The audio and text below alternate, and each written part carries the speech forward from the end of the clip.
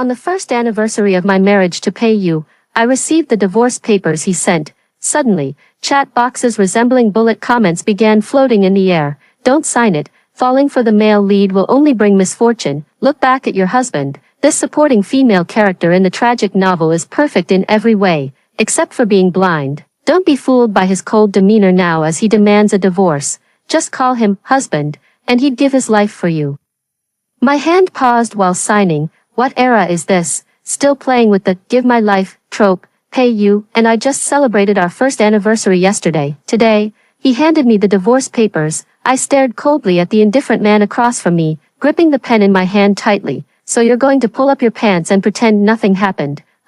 Fine, I'll sign it. Tonight, I'll go find 10 or 8 male models. Just as I pulled off the pen cap, several chat windows suddenly floated in front of me. Don't leave. The male lead has already fallen for the female lead. As the white moonlight supporting character, you're almost out of his heart. Who would have thought? I actually shipped the wrong couple. Jiang Mian and her husband are such a perfect match. From Pei-yu's perspective, it was a long-planned scheme. From Jiang Mian's perspective, it was a marriage of convenience that turned into love. Perfect. Hey, you up there, don't go.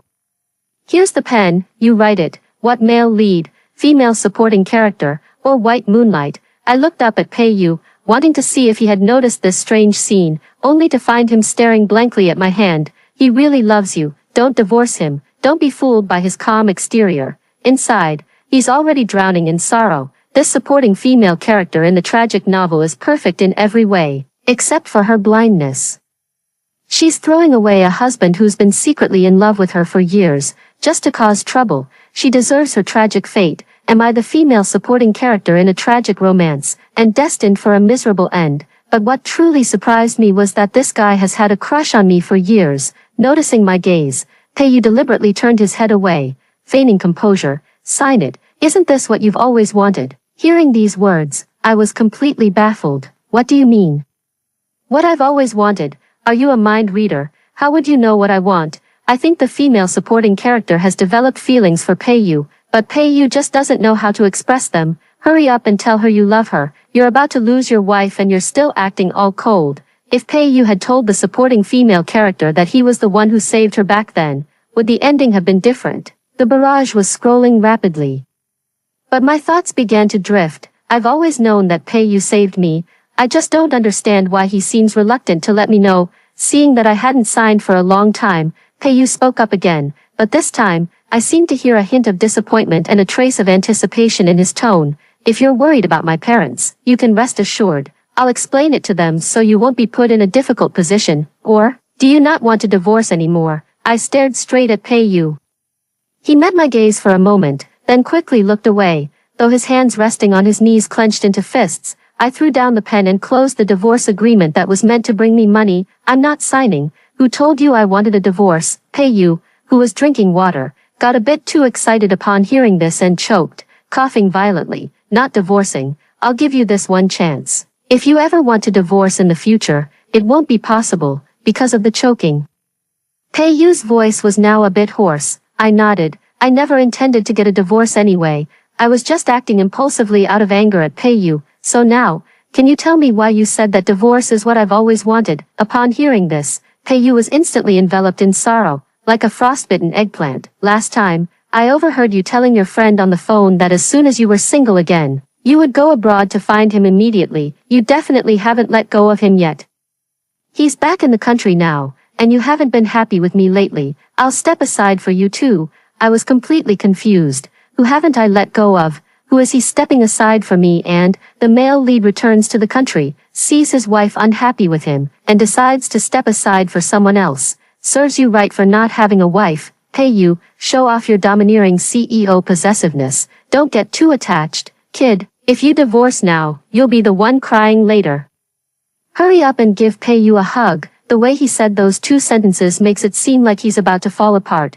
Turns out he thought my first love had returned and was ready to step aside. But you can give up anything, just not your wife. The moment I lowered my head in thought, in Pei-yu's eyes, it seemed like I was once again thinking of the man he had mentioned. Are you thinking of him again? Let me tell you, it's too late now. There's no way you can get a divorce. After saying that, I stood up. picked up the divorce agreement in front of me, and tore it to pieces. Only then did I remember what he had just said. Considering what he just said, I recalled the content of that phone call that day. I looked at Pei Yu with a somewhat speechless expression. What kind of thing is this? He imagined it all himself and now he's blaming me. What I actually said that day was, if I could become single again, I'd fly abroad to see that male model right away, but it's just not possible. My friend even mocked me for being completely under Pei Yu's control. Did you not hear what I said afterward? Pei Yu was stunned by my question and fell into silence. I didn't plan to explain either. Keep it to yourself, since you can't speak up. Then you've been impatient with me lately. I was even more confused. You're at the company every day. We hardly have any time together. When have I been impatient with you? Pei Yu's ears were flushed red, as if he found it difficult to speak. These past few nights, you've been, with me. I immediately understood. Doesn't he know his own strength? Who could handle that kind of force? If you don't restrain yourself and come every day, of course I'll get impatient with you. At this point, I also felt a bit embarrassed. These bullet comments are simply unbearable. What kind of wild and inappropriate words are these? What is it that I, as a distinguished member, cannot see? This will just rolled right over my face on its own. Pei Yu. Are you trying to get yourself killed by being so reckless? Pei Yu was left stunned by my outburst. After realizing it was all a misunderstanding, Pei Yu felt a bit guilty. Sorry, I was wrong this time. That necklace you mentioned last time, I've had someone send it back to the country. Really, not lying to you. Don't be angry.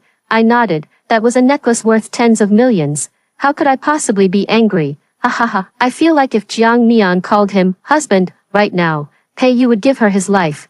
Pei Yu is really so much better than that male lead Lin Beichuan, falling in love with a substitute or something. It's just disgusting, hearing this familiar yet unfamiliar name. I froze for a moment. Is this Lin Beichuan the male lead? I'm his white moonlight, and he found a substitute for me, only to end up falling in love with her. In an instant, I felt like a huge bucket of dog blood had been splashed all over me. I don't need to think to know how miserable my final outcome will be. I haven't read all those Chasing the Wife to the Crematorium novels for nothing. I really don't want to become a part of the male and female leads play. I glanced at Pei Yu sitting beside me. This face is so much more handsome than Lin Beichuan's. Remembering the comment about giving your life literature from earlier, I inexplicably called it out. Husband, Pei Yu, who was working on the computer, stiffly turned his head to look at me. What did you just call me, Pei Yu? As if he had misheard, wore an expression of utter disbelief, seeing him like this. My playful side took over. I wrapped my arms around his, looked up at him, and said in an unbearably sweet voice, Husband, are you sure you want to provoke me at a time like this? I didn't take it seriously. I'm not provoking you. Don't you think I want a divorce? I need to show you my sincerity, right? As soon as I finished speaking, Pei Yu immediately tossed his computer aside, picked me up like a child, and carried me upstairs. A moment of weightlessness made me wrap my arms around his neck in fear, and a sense of foreboding left me somewhat scared. I quickly pleaded for mercy, but Pei Yu, who was in an excited state, seemed unable to hear me. A few hours later, I lay exhausted on the bed, while Pei Yu looked refreshed and energetic. The barrage of comments continued to refresh. Wow, so exciting. But is there anything we can't see? Why can't we see this thrilling scene? Calling someone husband can indeed be deadly, but it's my life that's on the line. Yu Fei invited us out for a meal. Do you want to go? When Lu Li said this, I was looking at the design draft in front of me, feeling somewhat dissatisfied, but I couldn't figure out what needed to be changed. Yu Fei, my lifelong rival since childhood, if she's inviting me out, it definitely can't be for anything good. I'm not going. Pei Yu has a business dinner tonight and won't be coming back, so I'll have to eat alone. Oh, it seems she guessed right. She said you wouldn't dare to go. Who says I wouldn't dare? I'll go.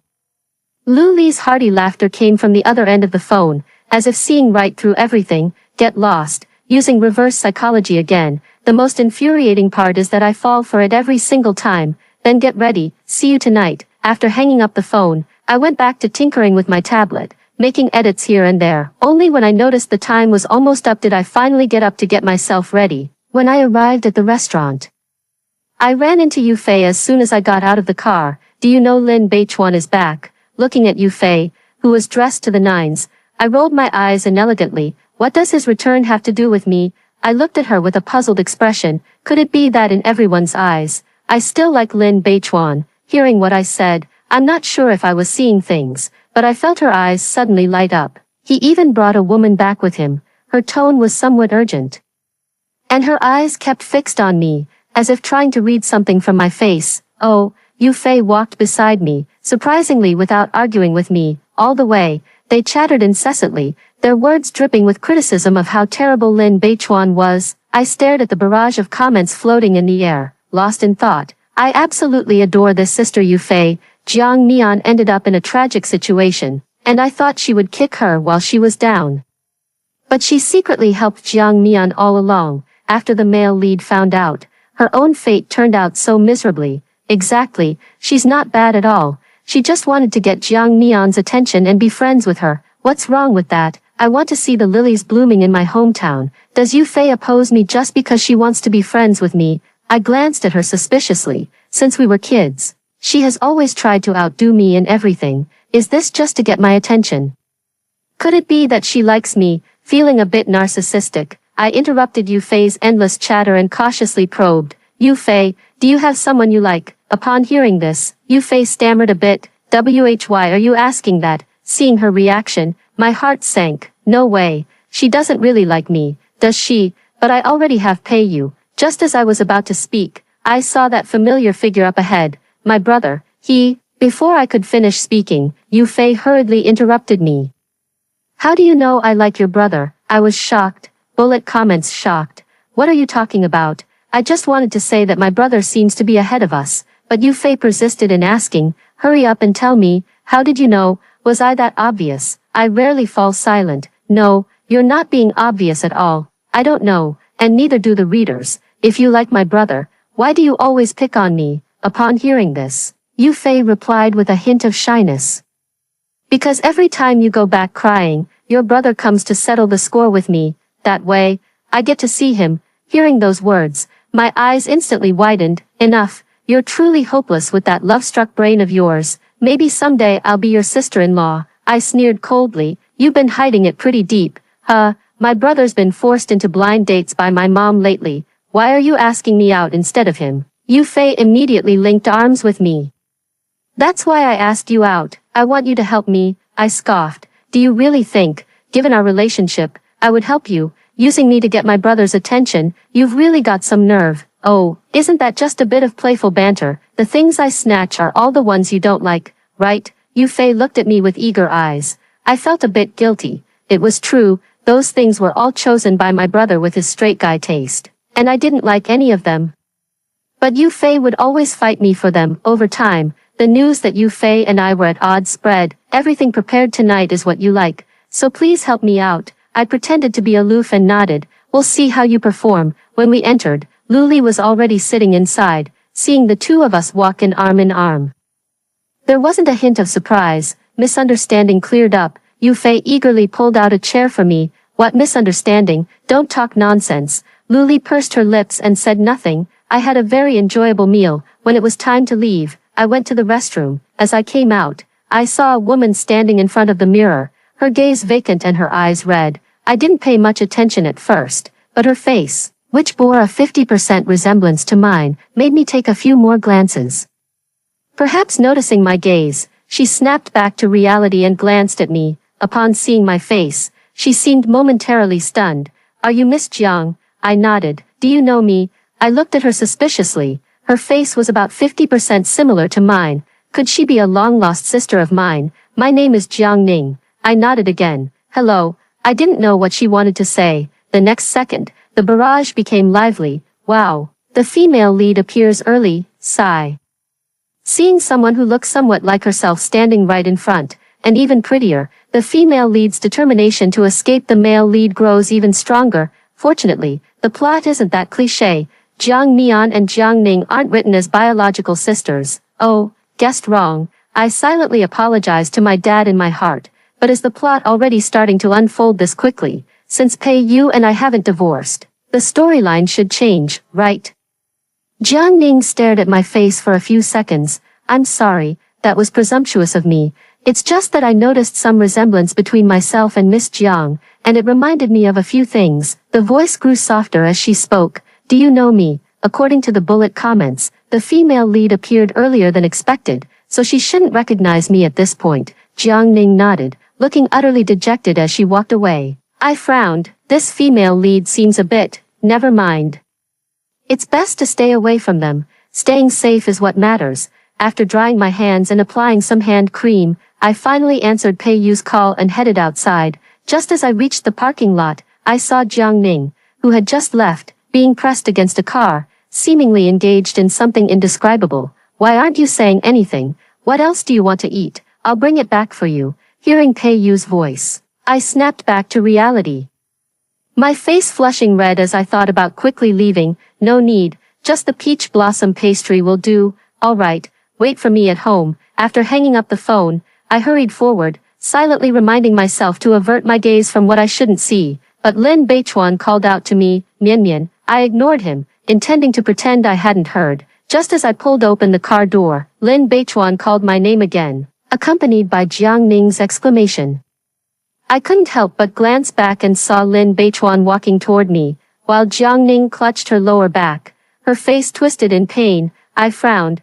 Serves you right for chasing your wife into a crematorium. Lin Beichuan stood before me, his eyes filled with an emotion I couldn't understand. Long time no see, Mian Mian. How have you been? I've been doing great, but your girlfriend might not be doing so well right now. If I were pushed that hard and hit the car door handle, I'd be howling for ages. But look at the female lead, enduring it all in silence, tears streaming down her face. Lin Beichuan was startled and was about to turn around to look, but suddenly stopped. She is not my girlfriend, Mian Mian. I was speechless, and Jiang Ning, who was behind me, turned even paler upon hearing this. I let out an awkward laugh. Your girlfriend is really not doing well right now. How does he have the nerve to say that? You cunning man.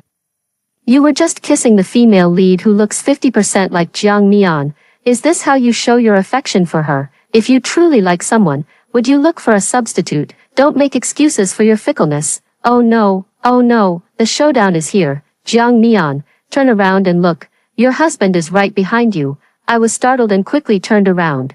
There was indeed a person standing in the shadows behind me, holding a delicate food box in hand. I recognized at a glance that it was Pei Yu. The parking lot lights were somewhat dim, but I knew his expression must be quite unpleasant right now. Husband, I jogged over to Pei Yu and linked my arm with his. Hearing my address, Pei Yu's originally stern face softened a bit. Didn't you say you'd wait for me at home? I suddenly remembered that I had just told him on the phone that I was very hungry, waiting for him at home, and asked him to come back quickly. I felt a bit guilty and touched my nose. Isn't this about wanting to deepen our relationship? I came to pick you up, afraid you'd be scared going home alone. Pei Yu glanced at me, his expression seeming to say, keep talking nonsense. I just saw Lu Li and Yu Fei. Okay, all that acting for nothing. Take it back, Miss Jiang. You've misunderstood. Mr. Lin and I really aren't in a relationship. Jiang Ning had somehow made her way to Lin Beichuan's side, her voice tinged with bitterness. Hearing her voice snapped me back to reality. What does it matter to me whether you two are a couple or not? Could it be that without me, the villainess, adding fuel to the fire of your love, you two can't see your own hearts clearly? Why are you explaining your relationship to my wife? Jiang Ning's face stiffened, and she glanced at Lin Beichuan. I was afraid Miss Jiang might misunderstand the relationship between me and Mr. Lin. The arm around my waist suddenly tightened its grip, and I looked at Jiang Ning with dissatisfaction. This was just stirring up trouble for me, whether it's a misunderstanding or not. Mr. Lin knows best, right, Mr. Lin? Pei Yu's voice was icy cold. Lin Beichuan's face darkened as he stood there, locking eyes with Pei Yu, neither willing to back down. After saying that, Pei Yu put his arm around me and got into my car. After Pei Yu finished speaking, Lin Beichuan left with a low-pressure atmosphere, while Jiang Ning was left behind, looking somewhat pitiful. Before I could say anything, Pei Yu drove away directly. On the way back, Pei Yu drove in silence. He's very sparing with his words when he talks to me. Are you meeting here tonight to discuss the collaboration? Yes, it's good that he's willing to answer me. I should be able to smooth things over. With whom? Is everything settled? Your brother? It's done. After a few rounds, I was getting a bit annoyed too. Fine. You don't want to take the easy way out when I give you the chance, huh? Then don't come down. After I shut up, the car immediately fell silent. I turned my head to look at Pei-yu's reflection on the car window, lost in thought. Pei-yu just won't speak up. Can't he see Lin Beichuan is doing it on purpose? He was given a way out, but he wouldn't take it. Pei-yu, you're going to regret this. He's just jealous. What's wrong with that? The barrage kept refreshing, and I turned to glance at Pei-yu, but I ended up locking eyes with him. Sorry, I didn't manage my emotions well just now. His tone was a bit down, which actually made me feel a little embarrassed. I was just planning to go straight home, so I didn't tell you. Pei-yu nodded, and I felt a bit puzzled, recalling what he had just said to Lin Beichuan. What did you mean by what you just said to Lin Beichuan? Pei-yu looked a bit uneasy. Nothing, just business matters. Oh, like I'd believe that. There must be some little secret between the two of them that I don't know about. You were so cold and so cool just now, perfectly embodying the domineering CEO persona. You liked me like that just now. Pei-yu's tone was somewhat casual, but his eyes betrayed him. My heart softened. I like it. I really like it. Pei-yu finally smiled.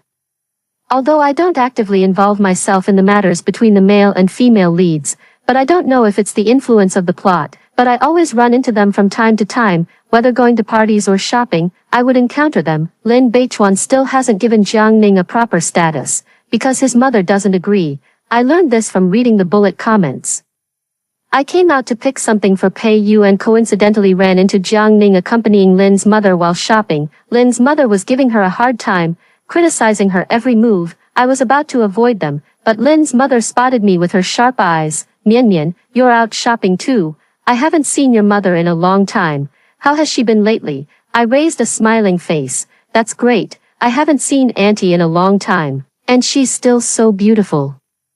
Saying something she likes to hear is never wrong. Sure enough, Mrs. Lin was very happy to hear it. Mian Mian's mouth is still so sweet. I really envy your mom for having such a beautiful daughter. After saying that, she sighed. If only you and my Beichuan had.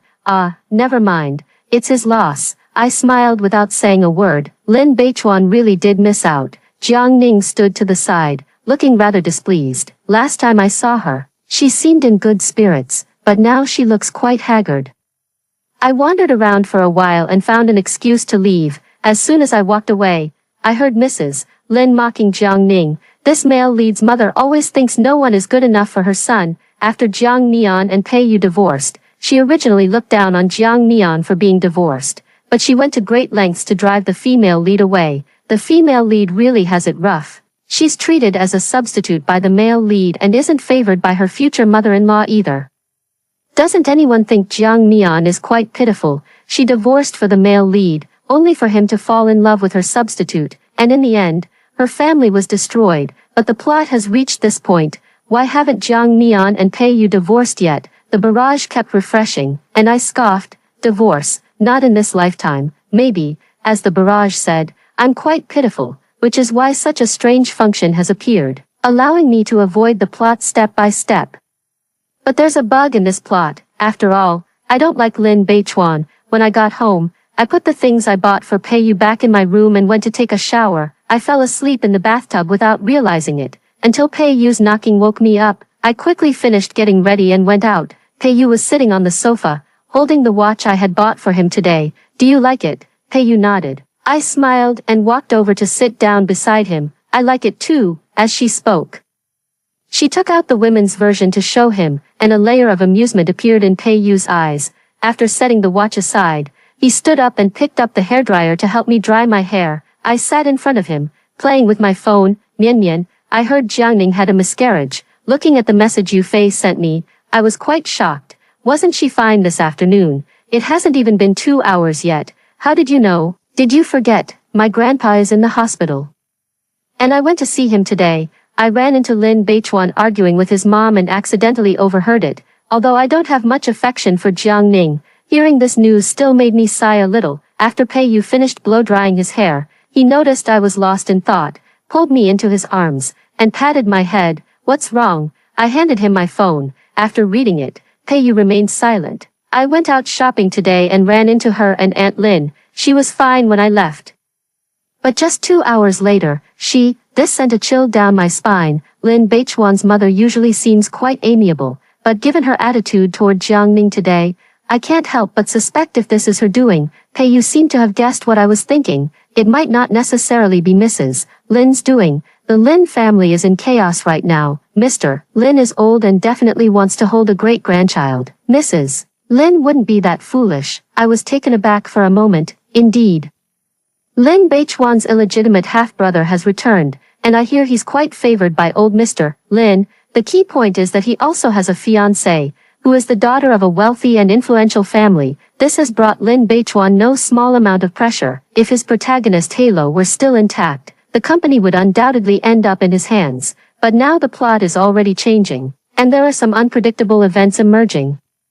It's hard to say who will ultimately inherit the Lin family's position. I wonder how far the relationship between the male and female leads has progressed after that incident, without my interference. However, my relationship with Pei Yu is getting better and better. I never knew Pei Yu's thoughts before. I thought it was just unrequited love on my part, ever since I discovered through the bullet comments that Pei Yu likes me.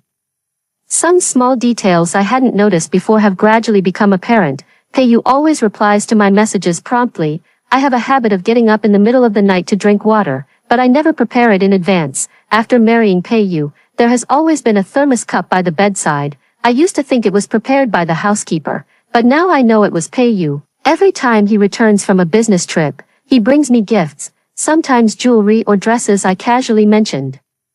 Other times local snacks that suit my taste. I started sharing my daily life with Pei Yu from time to time, showing him videos I like. I would accompany him to some banquets, even though I didn't enjoy attending them. If you don't like it, you don't have to go. I can just have Lin Chen accompany me. My hand paused while picking out a dress. Everyone else has their wife or girlfriend with them, but you bring a male secretary. People who don't know might think our marriage isn't happy. Or do you think I embarrass you when I go out? Pei Yu smiled helplessly. What nonsense are you talking about? Haven't you always disliked attending these events? Why are you suddenly willing to go? I made up a random excuse to brush it off. After the makeup artist finished, I looked at myself in the mirror with satisfaction. When Pei Yu saw me come out, a flicker of admiration flashed in his eyes. My wife is so beautiful. Pei Yu has felt like a switch has been flipped lately. And his words have become increasingly sweet. When have I ever not been beautiful? Even if I don't go out for events or anything, I still make sure to dress up beautifully every day. After all, one should always live for themselves. They say women dress up for those who appreciate them, but you must first love yourself before others can love you. Tonight's banquet is a full-month celebration for the child of a company's CEO. However, such events have somehow turned into networking parties for securing collaborations. When Pei Yu and I entered, my mother and Pei Yu's mother were chatting about something, both looking radiant and laughing heartily. My mom saw me and waved me over. I braced myself and walked over. This is it. I'm definitely going to get lectured. Pei Yu looked at my utterly defeated expression and gave a slight smile. It's fine. Your husband will help you, right? Pei Yu is here. Then I'll leave it to you. As I expected, the two of them immediately started pressuring us about having children. Pei Yu and I just listened obediently. Did you hear that? Have a baby soon while we can still help you take care of it. It'll be good for Mian Mian too. My mom looked at me, waiting for my answer. Mom, Mian Mian and I have only been married for a year. We haven't had enough time for just the two of us yet. As soon as Pei Yu finished speaking, I immediately nodded in agreement. They didn't pressure us to have children before, but now that they see our relationship getting better and better, they want to hold their grandchildren. Pei Yu continued to persuade them, and I stood behind him, listening to his words. He spoke so convincingly that the two were quickly persuaded. After a while, someone came looking for Pei Yu, so I followed behind my mother and listened to the aunties gossiping about the latest news. When Lin Beichuan arrived, his mother stood on his left, and Jiang Ning was on his right. The expressions on all three faces were not very pleasant. When Lin Beichuan saw me, a strange glint flickered in his eyes. I politely nodded to him, then shifted my gaze away. After the banquet began, I stayed by Pei Yu's side, watching him socialize, listening to the flattery from those around me. My face was almost stiff from smiling, seeing Yu Fei waving at me. I whispered a greeting to Pei Yu before walking toward her. There were quite a few people inside. And as soon as I stepped into the courtyard, the breeze made me feel much more comfortable. The spot where we were sitting was a bit secluded, and just as I was about to speak, I heard the sound of footsteps approaching. You don't actually think Beichuan likes you, do you? If Jiang Mian hadn't gotten married, it would never be your turn. The voice was harsh, and the speaker was quite unreasonable. But you can say whatever you want. Why drag me into it? Oh really, if it's not my turn. Then is it yours, as expected of the female lead. Her voice is calm and unhurried. Auntie said that Bechuan is going to marry me, so you'd better leave as soon as possible. Oh, then I hope you can get what you wish for soon. Yu Fei and I looked at each other, and the sound of their footsteps gradually faded away. How deeply engraved in your heart was that chapter with Lin Bechuan? After all these years, you're still his white moonlight. That was so long ago, why bring it up now? It was clearly just a misunderstanding. Tisk, everyone's been saying it for years. After you married Pei Yu, Lin Bechuan went abroad, and everyone thought he was heartbroken. If I were truly his white moonlight, would he be able to resist contacting me? Besides a few sweet words, I really can't see any signs that he likes me. We're all in the same circle, so it's quite pointless for him to put on such an act. Thinking back, Pei Yu also seems to believe that I can't let go of Lin Bechuan. Find a time to explain it to him. We sat for a while longer before heading back.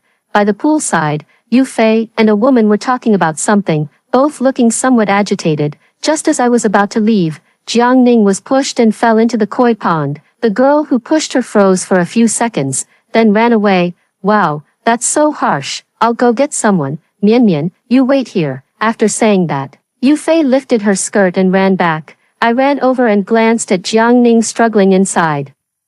My hands and feet feeling a bit cold. The near-drowning incident left a deep shadow on me, and I never want to experience that suffocating feeling again. Hold on tight. Help will be here soon. Just hang in there. I found a fishing rod nearby and handed it to Jiang Ning. Only after she grabbed it did I finally breathe a sigh of relief. Soon, Yu Fei arrived with help. After Jiang Ning was rescued, I leaned against the artificial rockery nearby to calm myself down. My mother rushed over in a hurry, and her tense expression instantly relaxed upon seeing that I was fine. You scared me to death. Someone just came in and said Miss Jiang had fallen into the koi pond. I thought it was you. My mother held my hand, and I could feel that her hands were trembling. Are you okay?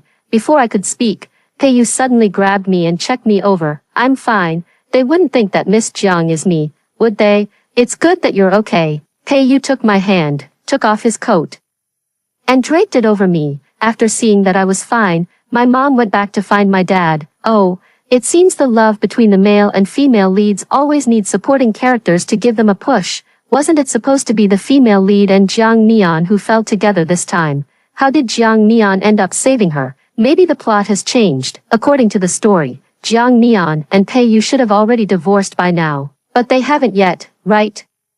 I lowered my head and straightened my clothes. Should I fall down with the female lead? In the plot, the female lead wouldn't have been pushed by me, would she? Just now, a comment said that a supporting character is needed to assist. I didn't do it, so someone else must have gone. I was still thinking when a commotion broke out over at Jiang Ning's side. I didn't mean to. She lost her balance on her own. I turned my head to look. It was indeed the same person from earlier. And when Lin Beichuan hurried over and saw Jiang Ning, he immediately took off his coat and wrapped it around her. I will ask your father for an explanation regarding this matter. After saying that, he was about to carry Jiang Ning away. Jiang Ning scanned the crowd and became somewhat excited when she saw me. She patted Lin Beichuan's hand, signaling him to put her down. Lin Beichuan frowned, carefully supporting her after setting her down. Miss Jiang, thank you for holding me back just now. Otherwise, I wouldn't have been able to wait for rescue. I was about to say, you're welcome, but Lin Beichuan interrupted me with a questioning tone. Why didn't you go down to save her when you were right next to her? Jiang Mian, when did you become? Lin Beichuan, watch your tone.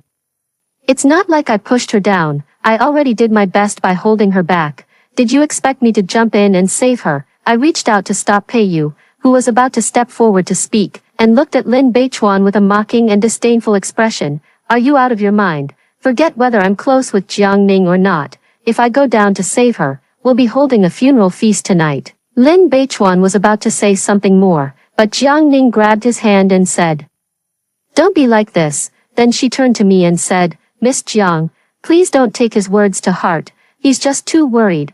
I nodded expressionlessly and pulled Pei Yu away. As expected of a brainless angst novel, the male lead has some issues with his brain. It's better to keep my distance. I was still lost in my own thoughts and didn't notice Pei Yu's unusual behavior. I didn't realize until tonight how much resentment he held over my action of pulling him back today. Did you stop me from speaking today because you were afraid I would embarrass him? Still half asleep, I didn't quite catch on. What? Afraid of embarrassing who? Pei-yu increased his intensity, and my mind went completely blank in an instant. After being tormented by Pei-yu for a long time, I was held in his arms. Do you still like him? Hearing this question, an alarm immediately went off in my mind. I forced my eyes open and said, "Are you talking about Lin Beichuan?" Pei-yu looked at me in silence. It was all a misunderstanding. We weren't really together. The milk tea he sent back then was all drunk by Yu Fei, who thought it was from my brother, and the love letter wasn't for him either. It's all my fault for not writing my name back then, which made Lin Beichuan mistakenly think I liked him. Back then, I was too afraid of losing face to deny it, and after muddling through 2 days with him, I finally mustered the courage to explain everything clearly to Lin Beichuan. I never expected Lin Beichuan to suggest that we give it a try, but I turned him down. Then, somehow, the news got out and spread, growing more and more exaggerated. What was clearly just 2 days was twisted into 2 years. Who else could it be for if not him? Pei-yu looked at me with a dangerous glint in his eyes. I pulled the blanket over my face and said, "I can't remember, but it definitely wasn't for Lin Beichuan. Let's go to sleep, I'm exhausted." After hearing this, Pei-yu fell silent for a moment, then wrapped his arms around me from behind. I breathed a sigh of relief in my heart. Without my involvement, my scenes were given to Song Yi, who pushed Jiang Ning into the water. Lin Beichuan still got engaged to Song Yi for the sake of the family fortune. The day I received the news, I was a bit slow to react, logically. Now that Lin Beichuan understands his own feelings, he shouldn't have let Jiang Ning leave. The female lead's childhood sweetheart has appeared, making the male lead feel a sense of crisis, but he doesn't want to hand over the company either. How did the male lead suddenly see his own heart so clearly? Shouldn't this take a few hundred chapters of angst? Right, is the plot moving this fast? Earlier in the bullet comments, it clearly said that I, as the villainess, had done all sorts of bad things, causing constant misunderstandings between the male and female leads. So when the male lead discovered that everything was my doing, I ended up in such a miserable state. Recalling the bullet comments I had seen earlier, I speculated about the upcoming plot, but to my surprise, Jiang Ning actually disappeared. When Lin Beichuan came to find me, I was completely bewildered. "Jiang Nian, do you know where Jiang Ning went?" Looking at the somewhat frantic Lin Beichuan in front of me, I was speechless. How would I know where she went? But her last call was to you. What are you talking about?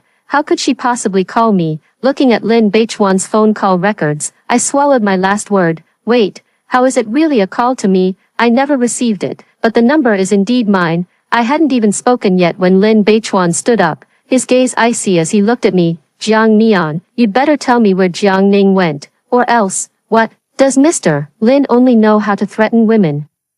I didn't know when Pei-yu had arrived, but after saying this, he walked over and sat down beside me.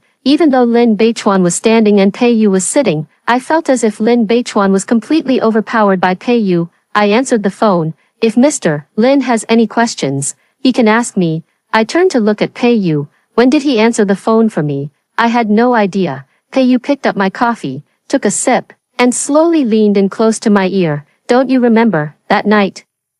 You didn't want me to help you shower, and a call came in, you asked me to answer it. After you came out, you slept like a little pig, so I forgot to tell you." As soon as he said it, I remembered. "Since you answered the call, what did you say to Jiang Ning? Why did she leave without a word?" Lin Beichuan really does look like he's going crazy for love right now. "Oh, she told my wife to stay away from you, saying you're not a good person. You, believe it or not, I've told you." As for where she went, she really didn't say. Pei-yu lowered his head and played with my hand. I believed what he said. But why did Jiang Ning call me and say that? Lin Beichuan glared at us like that, and I glared right back. Pei-yu chuckled softly, then took my hand and led me away. Before leaving, he left a parting remark. "Mr. Lin, instead of spending your time looking for my wife, you'd be better off going back and securing a few projects. Don't end up losing both the beauty and the kingdom." Lin Beichuan and Song Yi's engagement was called off. After Jiang Ning disappeared, Lin Beichuan searched for her for a long time, but there was no news. Along with Jiang Ning, the young doctor who performed her surgery also vanished. It is said he was Jiang Ning's childhood sweetheart. When Yu Fei told me this news, I wasn't very surprised. Isn't this just the typical plot of a tragic romance novel? The tragic heroine always has a gentle second male lead who treats her exceptionally well.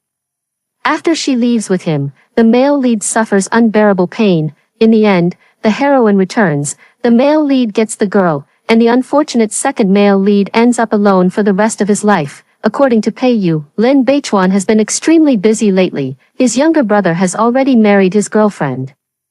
And naturally, the woman's family stands behind his younger brother. Lin Beichuan has little support behind him, aside from his mother's family. Mr. Lin also favors his younger brother more. Although he is an illegitimate child, his abilities are stronger than Lin Beichuan's. This surprised me a bit. Could it be that the protagonist's halo has failed? But what surprised me even more was that my bullet chat function seemed to have disappeared. The last time it appeared was probably the day Lin Beichuan came to ask me about Jiang Ning's whereabouts. The bullet chat that day was chaotic, and there were even some garbled characters. I didn't pay attention to it at the time, but now that it has suddenly disappeared, it makes me a bit uneasy. I'm afraid something unexpected might happen, having read so many novels and considering the strange abilities that have appeared in me. I'm also afraid that one day I might wake up to find the plot corrected, just like in some stories. Perhaps my thoughts are too chaotic, as I've seemed somewhat listless these past few days. Peiyu specifically took time out to accompany me on a trip. Why did you think of taking me out to play? Looking at the beautiful scenery before me, I indeed felt much more relaxed. Peiyu pulled me into his embrace. Mian, everything you're worried about won't happen. Hearing this, my body stiffened, and my voice grew somewhat hoarse. What do you mean? Peiyu sighed and patted my head. I know Jiang Ning is the female lead, Lin Beichuan is the male lead, and you are the malicious white moonlight. Seeing my surprised gaze, he continued to speak. Jiang Ning has already told me everything. These matters are now settled, and the things you were worried about won't happen. Without giving me another chance to speak, Peiyu lowered his head and kissed my forehead. Wherever you want to go, I'll go with you. I nodded, pushing those questions to the back of my mind. I glanced back at Peiyu, who was helping me tidy my hair. The sun was so bright it was hard to keep my eyes open. What else did Jiang Ning tell you? Peiyu raised his hand to shield me from the sun. She also told me that the love letter sent to Lin Beichuan was actually written by you for me. You also took the love letter back. So, Mian, when can I receive that long overdue love letter? Looking at Peiyu's aggrieved expression, I couldn't help but laugh. I'll give it to you when we get back. This time, I'll sign my name and hand that belated love letter to you. Extra. After returning home, I racked my brains to write a love letter to Peiyu. Looking at the somewhat cheesy sentences inside, I couldn't believe I had written them. Hearing the notification sound from my phone, I picked it up and glanced at it, thinking it was an email about signing a contract. Only after opening it did I realize it was sent by Jiang Ning. Jiang Mian, I am very sorry. I was very happy when I first met you, and I thought to myself, you truly are the most beautiful character I have ever written. But when I remembered the personality and fate I had given you, I deeply regretted it. When I realized the plot I had written was falling apart, I became very frustrated. Coupled with external pressure, I started writing recklessly, leading to many characters meeting tragic ends. When I first arrived in this world, I was very panicked, but Jiang Ning was written according to my own personality, so I adapted quickly. Originally, I intended to follow the script. After all, as the female lead, my final outcome was quite good, but I discovered that the characters I wrote seem to have come to life. They have developed their own thoughts. The plot isn't unfolding according to my original design. I feel somewhat relieved. This time, I have the power to change everyone's ending. I wrote Lin Beichuan and Jiang Ning's relationship with a lot of conflict, but the two of them really aren't suited to be together, so I left. I don't know if I'll have another chance to go back, but if not, that's okay too. I'm glad you could escape the settings I wrote and achieve a happy ending. I'm sorry you were supporting characters in my writing, but I want to tell you that everyone is the protagonist of their own life. This email left me feeling a bit dazed, actually. After learning I was just a minor character, I didn't pay it much mind. In my mind, as long as I stay away from them, those matters will have nothing to do with me. I don't know when the author came to this world, but after she left, those invisible shackles did suddenly disappear. But I am not grateful for what she did, because this is what she created, and our suffering is also given by her. It wasn't until Peiyu took the love letter from my hand that I snapped back to reality, after reading it. His eyes were filled with laughter. I've also written a love letter to you. when we return to the Pei residence someday, I'll give it to you. I smiled and nodded. The next day when I got up, Pei had already gone to work, and the email in my phone had disappeared. This time, I wasn't surprised. Perhaps Jiang Ning had returned to her world to continue creating the characters she writes about. But she was right. Even canon fodder have their own lives. Because everyone is the unique protagonist of their own life. Only by breaking free from constraints can one run towards a better self. After hearing the first story above, what are your thoughts? Feel free to share your opinions in the comments section. Next, there is another similar story. Let's continue to see. Waking up, I found myself transmigrated into the naive and innocent female lead of an old-fashioned tragic novel. Following the plot, I would be tormented both emotionally and physically by the domineering CEO. Going against the plot will result in punishment by the system's electric shock. I choose to turn the tables and fight against fate. Later, they all knelt down, begging me to let them go. When I woke up, I found myself transmigrated into an early, tragic novel. It's also bound to a system, according to the plot. The domineering CEO falls in love with me at first sight, disregarding my upcoming engagement to my boyfriend. Forcibly takes me, and even records a video to threaten me into becoming his mistress, or else he'll expose the footage. I feel tainted and unworthy of my gentle boyfriend, so I have no choice but to break up with him and agree to the CEO's demands. Later, the domineering CEO got me but didn't cherish me, because I was born poor. I was humiliated by his mother with a check, insulted by his fiancée, the second female lead, at a banquet, and mocked by the servants in the villa. In short, anyone and everyone could step on me. In such a difficult situation, I thought even more of the kindness of the gentle second male lead, which angered the domineering CEO. He slept with someone else and forced me to watch it live. He even sent someone to violate me, which accidentally caused us to lose our child. The second male lead stood up against the male lead to help me vent my anger, but ended up with nothing left of his body. Heartbroken, the domineering CEO was filled with regret, only then realizing he had fallen deeply in love with me, but I had already lost all hope. He vented his anger on the second female lead, causing her family to go bankrupt and leading to her being violated to death by a group of beggars. I flee, he pursues, I have no escape. He knelt in the heavy rain to apologize to me, saying he didn't look down on me, because I was soft-hearted. I forgave him. So out of the entire book's 240 chapters, 230 were about him tormenting me, 2 chapters were about him chasing me through hell, and the remaining 8 chapters were about our sweet married life. The system requires me to follow the plot exactly in order to return to my original world. I listened with a furrowed brow the entire time. Did a donkey kick you in the head? I'm living a perfectly fine life. And you drag me to this godforsaken, filthy place, then make me do this stupid task. Are you out of your mind? Is this a plot that any human could come up with? I'm exhausted. After cursing for an hour, my mouth was parched. The system seemed incapable of understanding human language. It was either silent or just silent. The current plot has just reached the point where I've been forcibly taken. I'm alone in the penthouse suite, the surrounding mess clearly indicating what happened last night. A blank check is placed on the bedside table. After getting dressed, I pick up my phone and take several photos of the bed and the floor. Then, I took the bedsheet and the trash bag out together and hailed a taxi. The domineering CEO didn't arrange for anyone to watch over me. He was very confident. The system sensed something was wrong and spoke up. Host, what are you trying to do? According to the book, I should be so angry that I tear up the check, then cry in the bathroom while scrubbing my body until it peels. That's the stupidest thing to do. All the evidence would be washed away. What do I want to do? Of course, we'll proceed with legal action, bringing both witnesses and evidence. The moment I got into the taxi, all my muscles contracted intensely, leaving me with a tingling numbness. According to the rules, deviating from the plot will result in varying degrees of electric shock for the host. In other words, if I were to actually do something, the system wouldn't be able to intervene. Will I die? No, just punishment. Oh. Then do as you please. I'm tough. As long as it doesn't electrocute me to death, go ahead and shock me. Let me follow the plot. Impossible. The electric current coursing through my body grew increasingly intense, causing my entire being to convulse, my head spinning and vision blurring. When I went to the city hospital for a checkup, I could barely stand. Doctor, I'm feeling dizzy and nauseous, and I have reason to suspect I was violently assaulted during a sexual assault. The doctor believed me without a doubt and wrote out the order, especially since I had bruises on my body. Afterward, I took the medical records and the issued certificate to the nearby police station to file a report. Inside the interrogation room, I sat in the chair. Saying this, I handed over the materials issued by the hospital. I want to report that Lin Guanqi raped me from 9 p.m. to 2 a.m. last night on the top floor of Yuehao Hotel. Rape.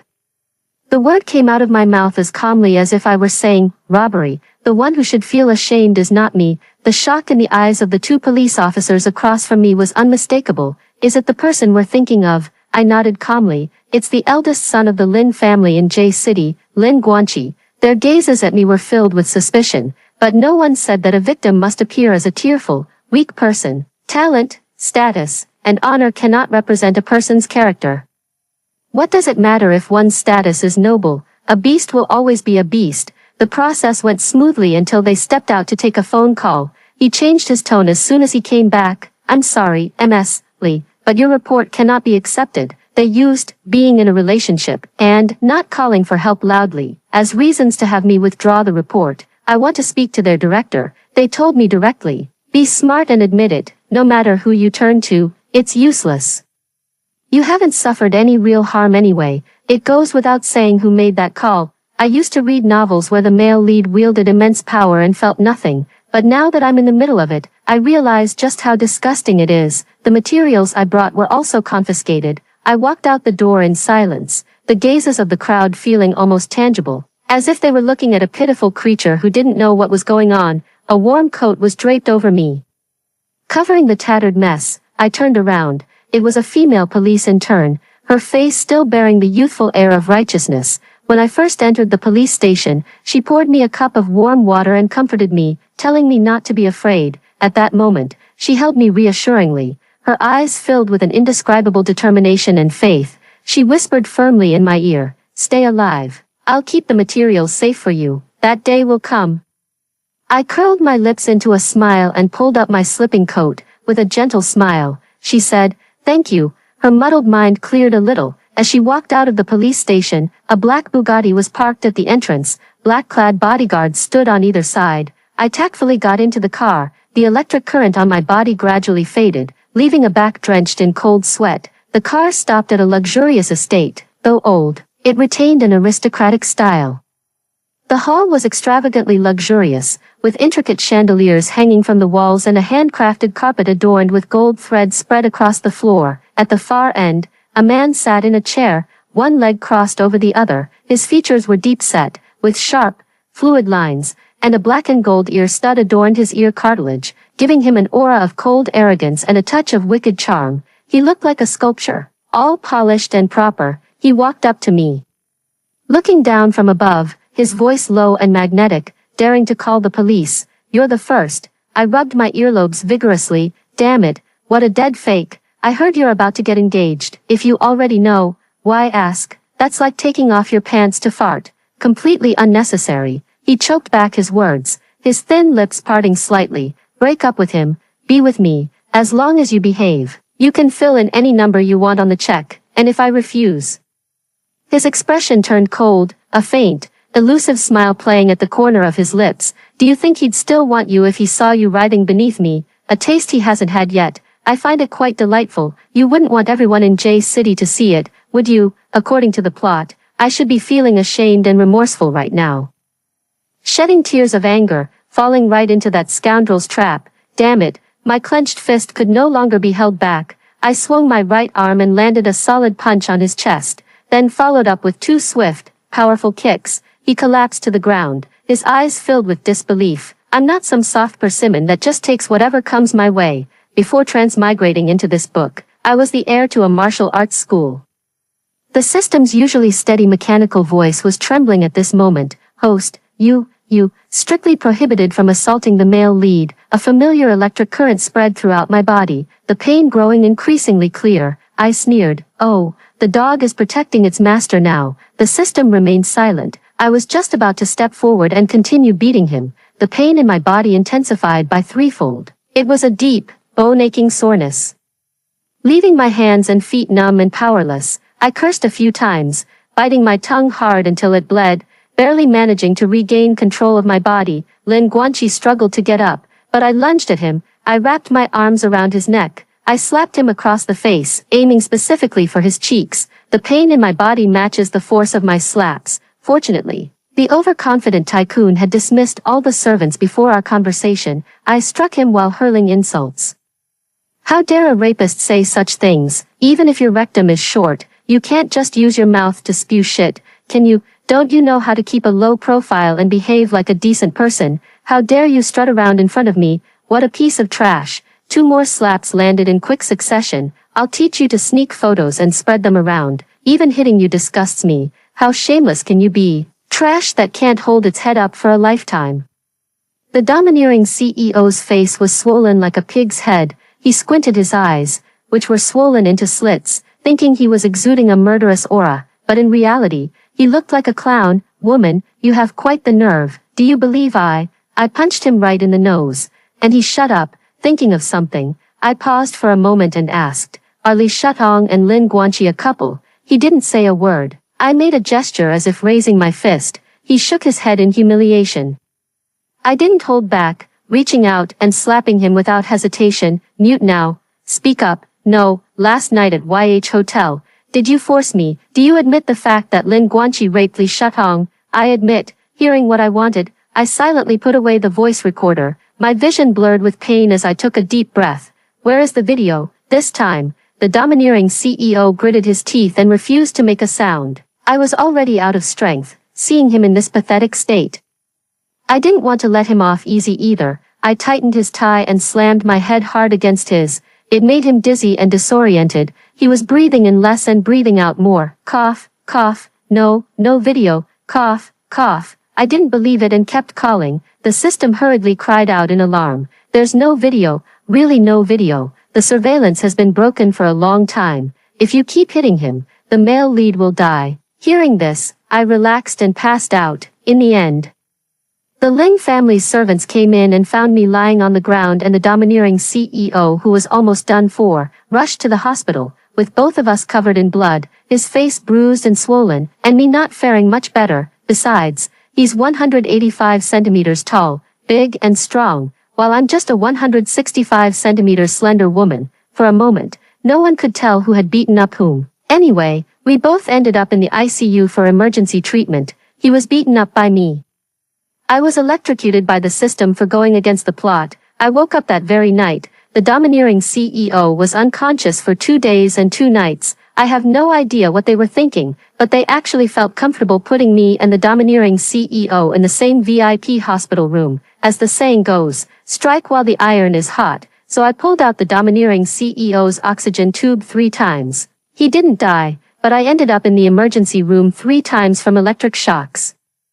Quite hard to kill. Just as I was being wheeled out of the emergency room for the 4th time, inside the hospital room, the butler in a tuxedo looked utterly relieved. He looked at the domineering CEO lying on the bed. He said with relief, "It's been a long time since I've seen the young master sleep so soundly." I sprang up from the bed like a carp leaping out of water. "What did you say?" The butler pulled out a handkerchief and wiped the tear stains from the corner of his eye. "Young master suffers from severe insomnia. Miss Lee, you're truly amazing to have him sleep so peacefully for this long. Is it true that 9 out of 10 domineering CEOs suffer from insomnia? What kind of decent person with insomnia sleeps for 2 days and 2 nights straight? Are you sure he's not in a coma? How could that be? Young master is the person with the best physical fitness I've ever seen." I pointed at the oxygen tube, struggling desperately. "Is this just for fun?" The old dean beside me suddenly slapped his head. "Oops, how could I have forgotten to unplug this? Mr. Lin only has a fracture. Why would he need this?" With that, she stepped forward and effortlessly unplugged it. I was practically seeing red. Right, of course he doesn't need it. I'm the one who needs an oxygen tube right now. Damn it, I'm so angry I could have a heart attack. I always wondered why he was fine every time the tube was removed. Turns out it was just for show. He should be thanking me if he were awake. The night was deep and quiet. The more I thought about it, the angrier I got, tossing and turning, unable to sleep. I approached the bedside with practiced ease. The bruises on the man's face hadn't faded, and he was still frowning tightly in his sleep. To make things easier, I leaned in a bit closer. I was about to cover my eyes with one hand and my nose with the other. Suddenly, a pair of eyes met mine. The man lifted his eyelids, his tone icy. "Woman, How dare you steal a kiss from me? The domineering CEO's thought process is truly something else. Brilliant, absolutely brilliant. Between intelligence and doubt, he unhesitatingly chose confidence. The hand that was about to be withdrawn moved without thinking. A sharp slap landed on the other side. I'll kiss your father. How can you sleep at your age? What's there to sleep about? Made me get shocked for nothing. The man was slapped so hard his head turned aside. Instinctively covering his face with both hands, his voice carried a slight tremor. Woman, you hit me again. Do I need to pick a day to hit you? Strange. Why wasn't I electrocuted this time? The system murmured quietly. Host, your movements were too fast to be recognized. Is this the legendary? In martial arts, only speed is invincible. Can't get rid of him, and seeing him just annoys me.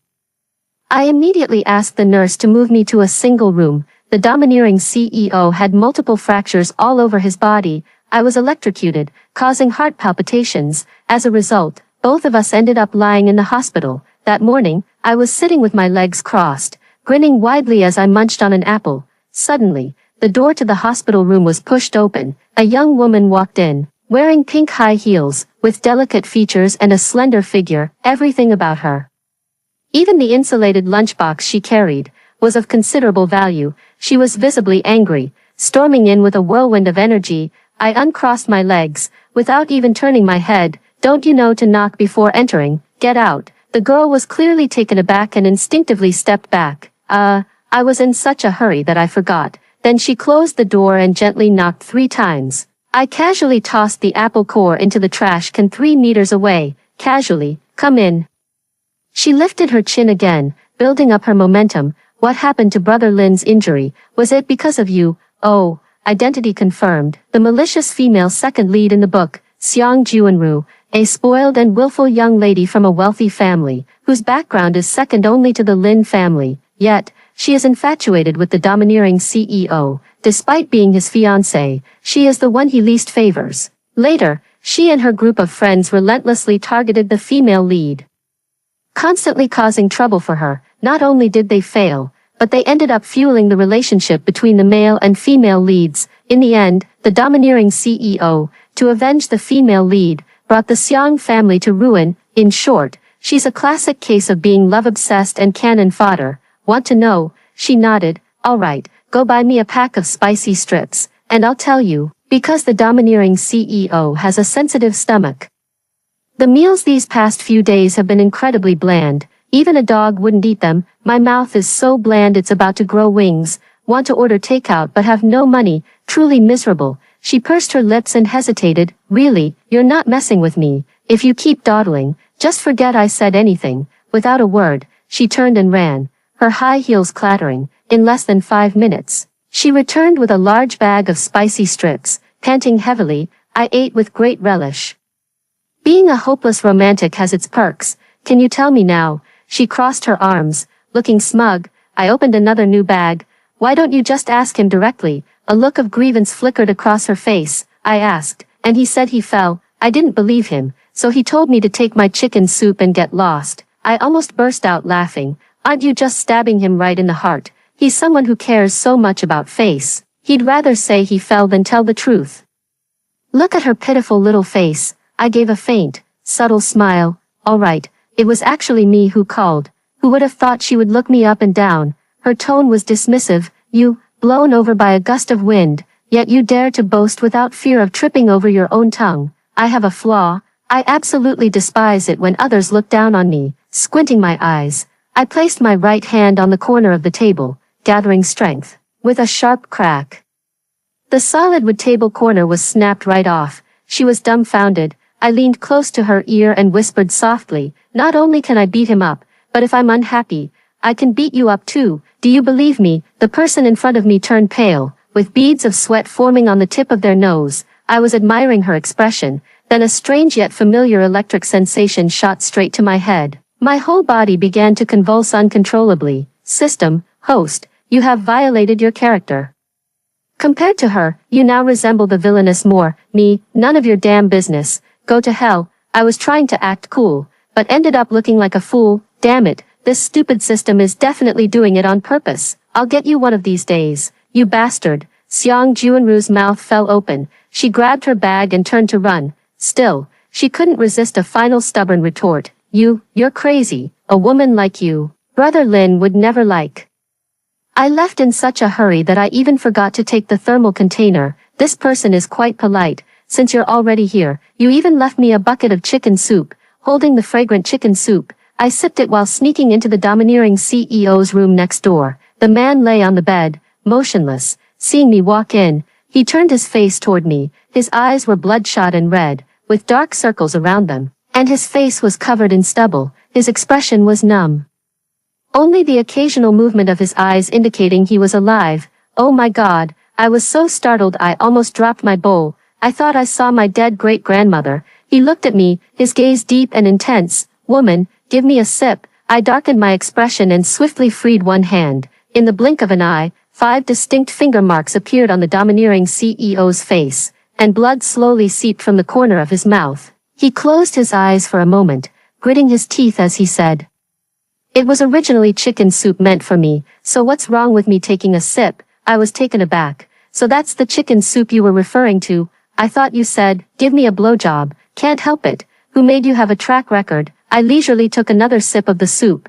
"Why do you think something you didn't want still belongs to you? Once it's missed, it's missed." In the book, the female lead sent him countless bowls of soup and meals, without exception. Every single one ended up in the trash. He could have simply said he doesn't eat it and asked not to send it anymore, but instead, he chose to stay silent, trampling the sincere heart offered by the other person underfoot, just to satisfy his own twisted psychology. Oh, he also has a severe sadistic streak, taking the greatest pleasure in watching others abandon their dignity, crying and begging him, treating him as the only hope in the darkness, and then, right in front of them, he shatters that hope, savoring the despair in their eyes. Even the female lead he deeply loves is no exception. He can watch the heroine struggle in the crocodile pool while elegantly sipping red wine on the shore. He can call her baby one moment, and the next, throw her to a dozen men to be violated, all while holding a camera to film it. He can profess love with his words, yet tie the heroine to a chair and force her to watch him sleep with other women. He can even kiss her passionately, then make her watch as the man she loves meets a tragic death. How laughable. This kind of harm in the name of love can actually be whitewashed. Clearly, he was the one who did wrong, yet in the end, he turned around and bit back. He said, "If you had been a little more obedient, none of this would have happened, because only by pointing out the victim's flaws can the perpetrator shift all the blame."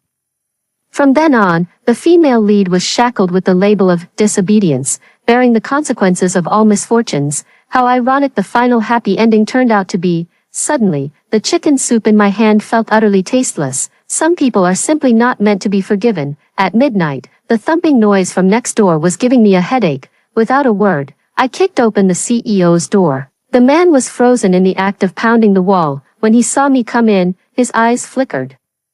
I was just about to raise my hand to hit him when I caught a glimpse of his upturned lips out of the corner of my eye. Something's not right.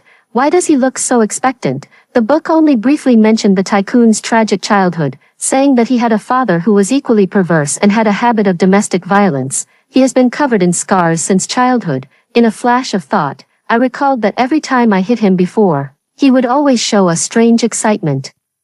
Even if he hit it well, I had a bold guess. Enduring the pain of the electric shock, I suddenly slapped him hard. The man let out a muffled groan. His eyes were swirling with a dazed expression. Oh ho, though it's quite absurd, I have to admit, it seems I've unlocked the hidden trait of the domineering CEO. He has a serious masochistic tendency, and this kind of violent beating can alleviate his insomnia. He has all the flaws a domineering CEO should have, and even those he shouldn't.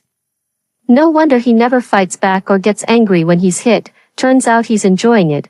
What a cunning, shameless man. I crossed my arms and curled my lips. Can't sleep, huh? Want me to hit you? Must be hard to hold back, since you always enjoy it so much. His thoughts exposed, the man's expression instantly turned extremely unpleasant. But why should I satisfy you? Watching his expression gradually stiffen, I'll add to it gradually. This is quite a physical task. It shouldn't be done for free. The domineering CEO truly lives up to the title, instantly grasping the underlying meaning. Woman, how much do you want? I extended 5 fingers. 5 for 1, 50,000. That's fine. I silently swallowed my words. Actually, I wanted to say 5,000. Sign the labor contract. and you'll pay the taxes. By going through the contract, I can get the money without getting shocked. After all, I'm just working a job. Sure. The domineering CEO immediately picked up his phone and called his secretary, instructing him to deliver a contract as required within half an hour. Truly a top-tier secretary. In less than 20 minutes, he appeared fully equipped in the hospital room. The man stood tall and straight, wearing a pair of gold-rimmed glasses, giving off an air of aloof indifference. G. Wenley, the most capable assistant to the domineering CEO, exceptionally skilled, with a tragic background. He appears cold and restrained, but in reality, he is cunning and holds grudges. He has a secret crush on the second female lead, Seong Ji-woo. Unfortunately, while the falling flower has intention, the flowing water is heartless. Seong Ji-woo is hopelessly devoted to Lin Guanqi. In the book, the closest he ever got to the one he loved was probably when he collected her body. Yeah, truly tragic. Secretary G. Do either of you have anything else to add? Me, payment should be settled per session. The CEO, buy me an insurance policy. After signing the contract, I clenched my fists, eager to give it a try. The domineering CEO's expression shifted. Secretary G, add one more thing. If she beats me to death, deduct all her salary. After losing the system's restrictions, the advantage is, it feels great to beat him up. The downside is, it's hard to control the intensity. Over the course of half a month, it became a regular occurrence for the domineering CEO to be knocked unconscious. He even ended up in the ICU several times. The old dean came to see me privately. His gaze was complicated, his tone earnest and heartfelt. Young lady, when you young people date, it's fine to have fun, but be mindful of the boundaries. Don't play around so much that you lose my boss. At my age, close to retirement, it's not easy to find a job. You might not believe it, but he's also my boss. That afternoon, the domineering CEO wanted to take a nap. So I brought out my newly invented 18 dragon subduing palms, and, whirlwind triple kick, I beat him until he lost all his composure, howling in pain. Suddenly, I heard a sharp intake of breath from behind me. I turned to look. Seong Ji-woo stood at the door, holding a thermal container, her eyes filled with terror. Oops, I forgot to close the door. Our eyes met, and she instinctively took 2 steps back. You hit him, so you can't hit me anymore. I deliberately scared her. It's fine. It's just a matter of convenience. Her almond-shaped eyes flickered. She swallowed hard, and said with determination, I know you're the one drinking all the soup. If you hit me, I won't bring any more soup over. That won't do. It's not easy to find a wealthy person who's also a romantic fool. That soup is incredibly nourishing and delicious. It would be a waste to give it to a domineering CEO. Should be showing off in my mouth. I yield. Change the variety tomorrow. Drinking chicken soup every day is getting a bit tiresome. She thought for a moment and tentatively said, is ginseng and goji berry pork rib soup okay? My dad has a few 100-year-old wild ginseng roots in his safe. I silently swallowed my saliva and said, okay. After she left, the domineering CEO slightly raised his chin, his thin lips curling into a light smile. Woman, do you like ginseng? I have plenty of that worthless stuff. Beg me, and I'll give it all to you. As soon as the words were spoken, a scream rang out. Damn, I hate it when people act all high and mighty. I clenched my fists. I forced a smile and said, you should beg me to go easy on you first. That day, the whole hospital was buzzing with rumors that the director was going to retire early. To control a person, you must grasp their greatest weakness, and the best way to control someone is to start with their mind. Now, the tycoon's weakness is glaringly obvious right in front of me. Not only does he have to pay me to hit him, but he also has to watch my mood. I'm in a good mood, so I hit him. In a bad mood, I don't even acknowledge him. After a week, he's driven to insomnia. I paid a hefty sum for this. I glanced at him sideways, my tone dripping with sarcasm. What? No strikes allowed. Do you think hitting you is easy? I have to make sure you enjoy it, but not kill you, and come up with new techniques every day. Who else could put up with you besides me? Working myself to the bone day in and day out, I casually leaned back on the sofa, my eyes scanning him up and down, filled with mockery. Don't forget, you're a rapist. My morals are being tormented every single second. Of course, if you behaved a little better, I wouldn't be this angry. Sometimes, a gaze can be a weapon to control people. And words can be shackles that enslave them. He was stunned, then he closed his eyes, his voice tinged with a hint of pleading. I'm sorry. Why are you apologizing? He said, I shouldn't be concerned about whether you smoke or not. I really like the smell of nicotine. It fascinates me, so I never shy away from the fact that I smoke. The first thing I do after getting my paycheck is buy cigarettes. When I was caught red-handed buying cigarettes by the domineering CEO.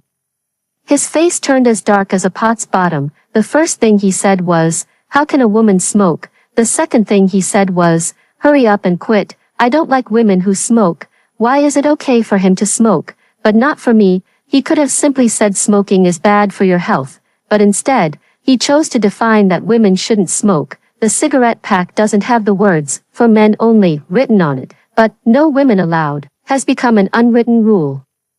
People's prejudices are like a mountain. I don't care if his apology now is sincere or not. My goal is not to teach him. It's not my responsibility, and he doesn't deserve it. What I want to see is him bowing to his own prejudices. I take out the cigarette case, my slender fingers pulling out a delicate lady cigarette. He tactfully picks up the lighter from the side, bowing his head to light it for me. I lightly bite the cigarette filter, swirling smoke curling between my lips. I don't just smoke.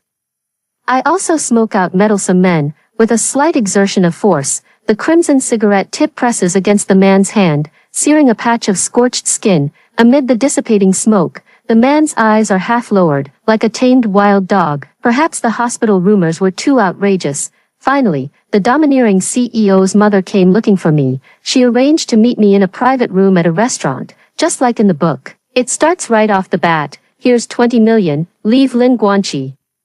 In the plot, the original female lead is furious at this moment, feeling that her character has been insulted. Not only did she not accept the check, but she also splashed a cup of cold tea on the domineering CEO's mother before turning and walking away. I silently observed the person before me. The woman had pale skin and delicate features, with fine lines at the corners of her eyes adding a touch of maturity to her elegant and dignified appearance, yet deep in her eyes, there was a sense of emptiness and numbness, as if she were a beautiful doll whose soul had been hollowed out. This isn't normal. If a person possesses a charm that does not belong to her age, she inevitably bears all the misfortunes of that age. Aunt Rome, I will leave him, but not now. She looked up in a daze, a flicker of surprise breaking through her numb expression. She was astonished that I knew her name, astonished that I had not addressed her as Mrs. Lin.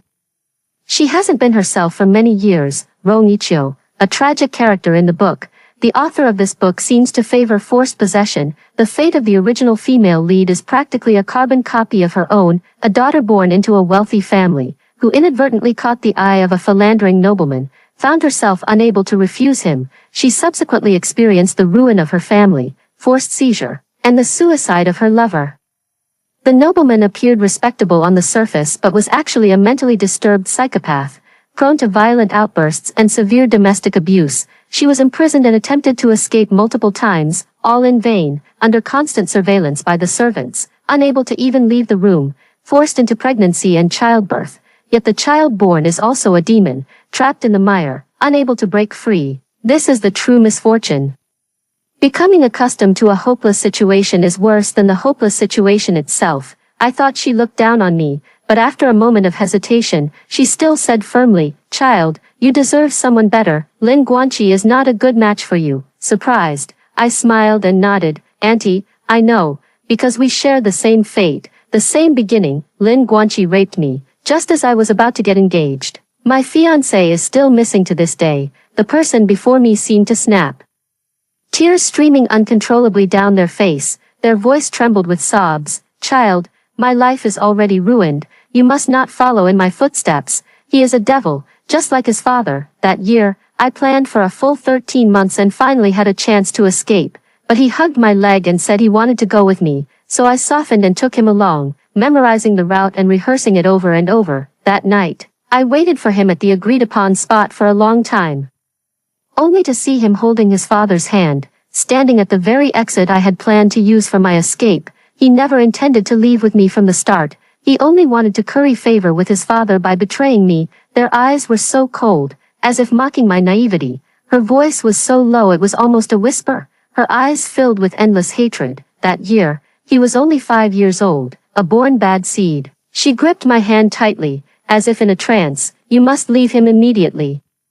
Take the money, and go quickly." I shook my head. gently holding her trembling body. I softened my voice. Don't worry, Auntie, I will not allow the flesh and blood born from my own loins to become a sharp blade turned against me. Justice may be delayed, but it will not be absent. Until I bid farewell to the aunt, I am still puzzled. Why do they think the victim can abandon everything and fall in love with the perpetrator, even though that man is now dead? But can hatred truly be soothed over time? No, if you have it each day, it will never be exhausted. A torrential downpour can turn into a lifelong dampness. What reward do you want? Come have a meal with me. It's a gathering set up by friends, I said. As long as he is obedient enough, he can make a reasonable request. The way to train a dog is to give a slap and then a sweet treat. Hearing this answer, I looked at him with feigned surprise. Your friend, taking me to meet them.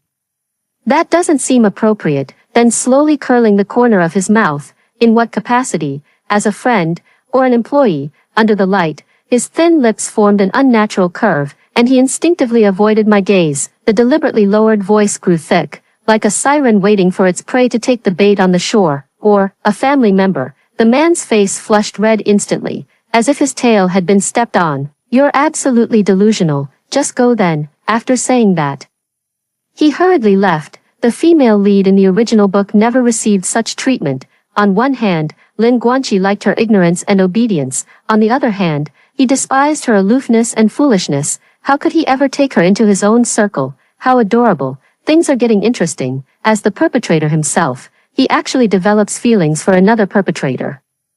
Those who cater to his every whim, he scorns. Those who are indifferent to him, he eagerly pursues. So this is the inherent flaw of men. They always crave novelty and the desire to conquer, viewing women from a hunter's perspective, attempting to control everything. Little do they know, some hunters often appear in the guise of prey.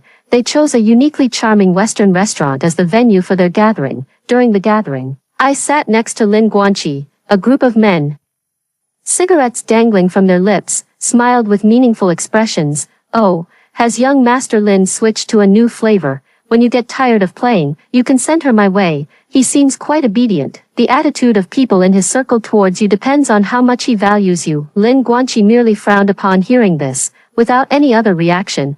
Clearly, he was tacitly allowing them to put me in my place. If others won't give you respect, you have to earn it yourself.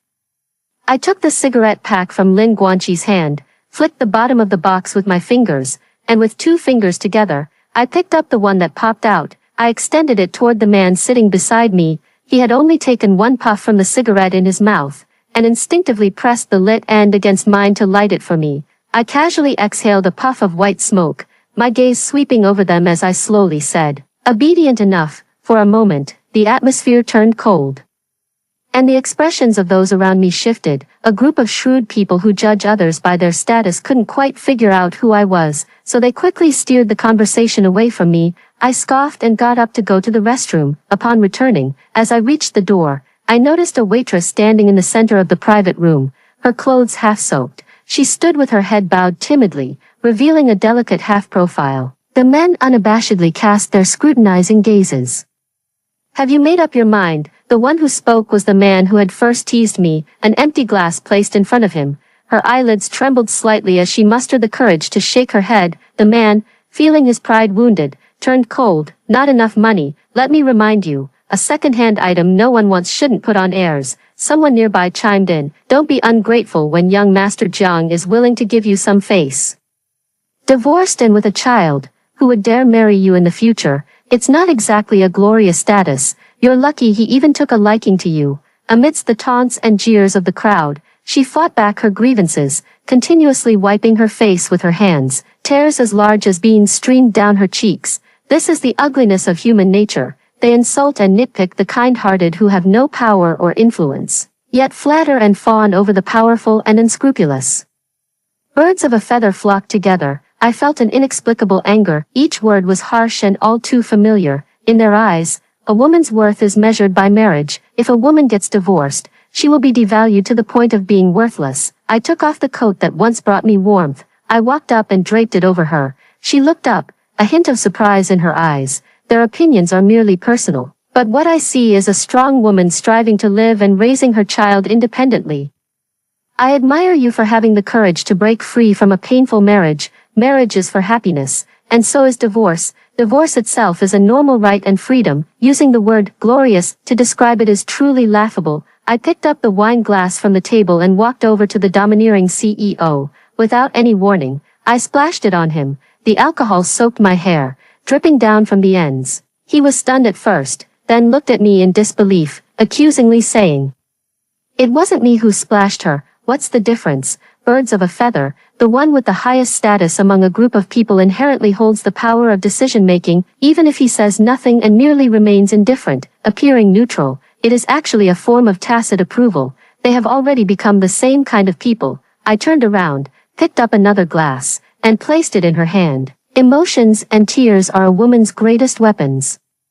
But this only applies when women lack knives, guns, and power. Now I'm giving you a chance to throw it back. She took it, glanced at me, her eyes filled with unreserved trust and a desperate gamble. The next second, she threw both the wine and the glass over. "No, sorry, this is my first time throwing. I'm not very skilled." With Lin Guanqi's warning example right before him, the man's surname Jiang couldn't show even the slightest hint of displeasure. Instead, he forced a smile.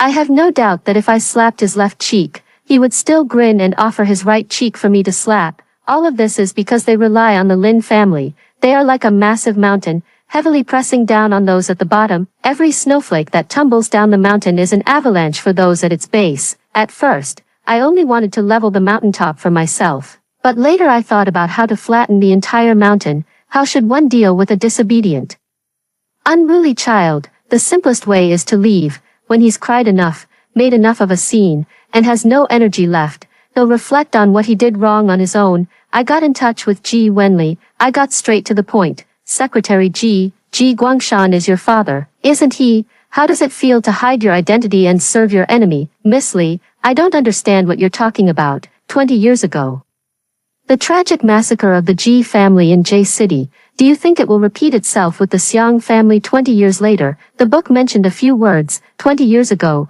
the domineering CEO's father used unfair business competition to crush the Ji family, driving them to ruin and death. If I hadn't been so attentive, I really wouldn't have discovered the relationship between Ji Wenli and Ji Guangshan. After all, in the end, Ji Wenli chose love over revenge. After the female lead died, he followed her in death. It's a perfect replica of the late emperor's unfinished journey, cut short halfway, hitting the nail on the head. The voice on the other end of the phone paused. I laughed and said, "Don't be afraid, I'm not threatening you. I'll help you with everything you want, including keeping Xiang Juanru away from him. To get someone to help you, you first have to make them feel there's something to gain, to stir their desire." After a long silence, he said, "What do you want?" I said, "Help me cover my tracks for 2 months. To take down the Lin family. Ji Wenli and I alone are not enough. The Xiang family is currently the only force capable of rivaling the Lin family." When Xiang Juanru came to the hospital again to deliver soup,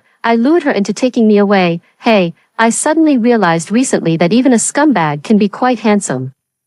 The main reason she could calmly persist in bringing me soup was that I showed disdain and even annoyance toward the domineering CEO. The harder I scold and hit him, the happier she becomes, because she can seize the opportunity to offer comfort. Though she never succeeds, she froze, slowly raising her eyes, her eyelashes trembling. I continued, "Maybe it's affection that grows over time." The next second, the soup I was about to drink was snatched away by a strong force. "You traitor. Don't even think about drinking my soup." She stomped back and forth angrily, holding the bowl. Seeing that my gaze was still fixed on the soup, she took a deep breath and drank it all in one go. "I know you're excited, but can you please calm down first? This is the one I drank from. Stay away from Brother Lin. We're right next door. How far away can we possibly be? Can you go home and stay?" "No, I don't have a home anymore." "Then come to my house. I'll hide you." Cough. Success came too easily, so, never overestimate the bottom line of someone who's love-struck. She got so desperate that she even brought her rival home. Unlike the entire Lin family, who are all abnormal, the Xiang family has a pure and upright lineage. The old master Xiang served in the military when he was young, and the old lady Xiang passed away early. The couple had only one son, and Mr. and Mrs. Xiang were deeply affectionate. The entire family atmosphere was friendly, which explained why their daughter was so innocent. On my first day at the Xiang family, I hadn't had time to do anything yet, Old Master Xiang stood tall and straight, with a strong and resonant voice. His words carried an air of authority. He asked me what I thought of Lin Guanqi. I blurted out without thinking, ugly in looks, wild in play, a toad dreaming of eating watermelon. Xiang Juanru's face darkened. The old man let out a hearty, booming laugh. Good, good, what a fine child. Truly carrying the spirit of our Xiang family. Xiang's father seized the opportunity to add, the Xiang family motto, dogs and Lin Guanqi are not allowed inside. No offense to dogs. My spouse is allergic to dog hair. That's just discriminating against Lin Guanqi alone. I couldn't help but glance in the direction of Xiang Juanru. Mrs. Xiang smiled without warmth. If she weren't my daughter, she wouldn't even be allowed through the door. Xiang Juanru quietly shrank her head. Not daring to make a sound, she should be grateful that the current plot hasn't yet reached the point of no return. In the book, a major reason for the Xiang family's bankruptcy was that Xiang Juanru, in order to get engaged to the domineering CEO, was coaxed into stealing the internal core data of the Xiang group, which led to severe setbacks for all the group's projects. If I remember correctly, Old Master Ji and Old Master Xiang are life and death comrades in arms. TSK, no wonder then. The granddaughter has fallen in love with the son of a rival family, truly distressing. I followed with a scornful remark, traitor. The old man really liked me, because in the whole family, only he and I got up at 5 in the morning for a morning run and Tai Chi. I can even play chess. The way he looks at me is as if he's found a kindred spirit. Xiang's parents also like me very much, because ever since I arrived, Xiang Juanru can no longer go and fawn over Lin Guanqi. I follow her wherever she goes. I even watch her when she takes a shit, just to make sure she doesn't report any information to Lin Guanqi. If she even thinks about acting like a simp, I report it to the whole family as soon as I find out. Then all 4 of us give her a stern lecture. In severe cases, living expenses are withheld. She's going crazy, and there's nothing I can do about it, to prevent her love-struck brain from ruining things. She had to be sacrificed, after perfectly integrating into the Xiang family. I confessed my intentions to them, seeking cooperation. We share a common enemy and a common goal. Upon learning of my ordeal, Old Master Xiang was furious and agreed without a second thought. They have wanted to do this for a long time. On the other side, Secretary Ji is responsible for keeping the domineering CEO steady and diverting his attention. I am responsible for leveraging the advantage of the plot to secure profitable projects for the Xiang Group's investment list before the domineering CEO can. Unbeknownst to them, the funds that originally belonged to the Lin Group have flowed into the Xiang Group's pockets. Not only that, I deliberately left him with a few sunset projects. They appear quite promising on the surface, but in reality, they are empty and impractical. They require significant capital investment and have long turnover times, ultimately leading to certain losses. During the month I disappeared, the domineering CEO searched for me everywhere. He didn't find it, but someone unexpectedly came knocking, the original female lead's fiancé, Lu Changzhou. He stood in the wind wearing a black coat, his eyes gentle and deep, as if there was no room for anyone else but me. Step by step, walking steadily forward, hold me in your arms, shoo shoo, long time no see. At that moment, my heart surged, and a familiar feeling flooded my mind. My nose tingled, and my vision gradually blurred. I know they are not the same person, their appearances are clearly different, but the feeling is just too similar. His slightly warm fingertips brushed away the tears at the corner of my eyes. He whispered softly, I'm back. Shoo shoo, don't be afraid. In the original story, Lu Changzhou, like Li Shutong, came from a humble background.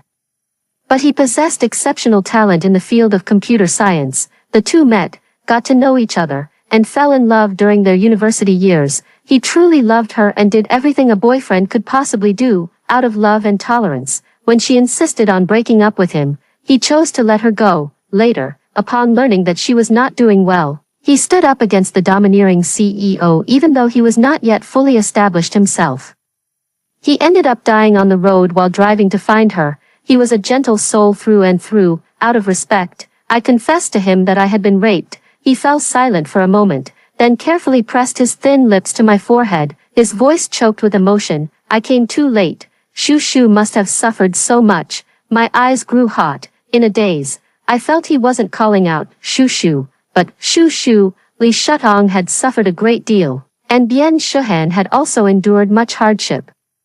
Perhaps out of selfishness, I wanted to give him a good ending. I strongly recommended him to the old master, and the Xiang family recognized and valued talent. Without the suppression from the domineering CEO, his project quickly got off the ground this time, and before long, he seized the IT wave, rising to become a tech tycoon in one fell swoop. Everyone was gradually getting back on track, except for Xiang Juanru. She's been acting crazy with love lately, insisting on throwing away all the clothes in her wardrobe, copying my outfits one by one. She even plans to get plastic surgery. She has a sweet, wealthy heiress look, but she insists on transforming herself into a cold, bony type. No one in the family can stop her. I pinch her chin, look left and right, and let out a soft laugh. Bone shaving, double eyelid surgery, nose job, injections. Why not just do everything at once, since you're not satisfied with yourself anyway? If it turns out well, he might glance at you a couple more times, only to fall for another type the next second. If it fails, it's hard to say how it'll affect you, but it won't bother him at all. He might even be glad you're not pestering him anymore. Her expression grew increasingly stiff. I continued, don't throw away those clothes of yours. It'd be so much easier if we just swapped wardrobes. I've been coveting your clothes for a long time. So expensive and beautiful, unlike mine, which are plain and simple. She covered her ears with both hands.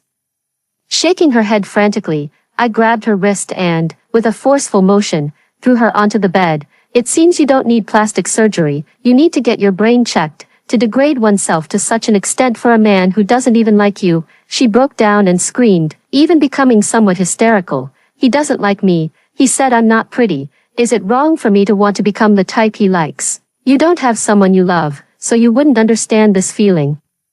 Seeing her go crazy, I brought over a basin of cold water and splashed it directly on her. She froze expressionlessly, then curled up on the bed with her knees hugged to her chest, her head hanging low. Tears fell silently. Why should your self-worth and beauty be measured by being loved? If you don't get a response from him, it only means he's not your answer sheet, not that you're an unqualified answer. You can choose to get plastic surgery because you like it yourself, but not because a man likes it. You are not an appendage of Lin Guanqi, you are yourself, and there will never be another like you in the world. I stepped forward, moved around her legs, and lifted her in a princess carry to the balcony. The sun was setting, its light scattering like shattered gold. Between the drifting clouds, a brilliant glow surged forth, shimmering and sparkling. Isn't it beautiful? But the photo captures less than a third of its beauty.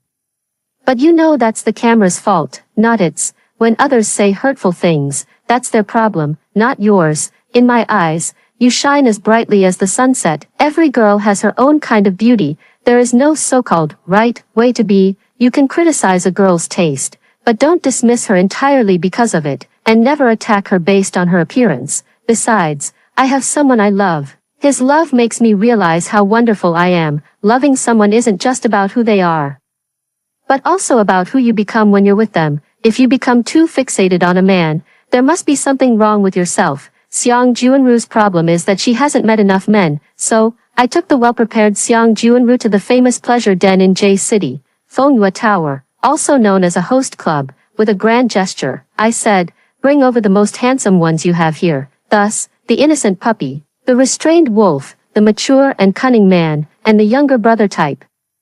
Romantic, humorous, sunny, and aloof, all types were available, can sing, dance, and even twist, surrounded the two of us in the middle. Xiang Juanru's eyes were fixed straight ahead, having so much fun that one forgets to return home, even becoming self-taught. Have one handsome guy feed her wine, and another handsome guy feed her grapes. Caught up in the excitement, she kept pouring wine down her throat, and no one could stop her. When I helped her, who was completely drunk, to settle the bill, the boss smiled gently. The ones you've selected are our top-tier talents, billed by the hour at 500,000 per hour per person. That comes to a total of 8 million. Would you prefer to pay by card or? How much? 8 million? I don't even have 10,000 yuan on me right now. All the money I earned from the domineering CEO went to the waitress. I discreetly nudged the person in my arms, signaling her to pay. I can't afford it, but she definitely can. Then she burst into tears.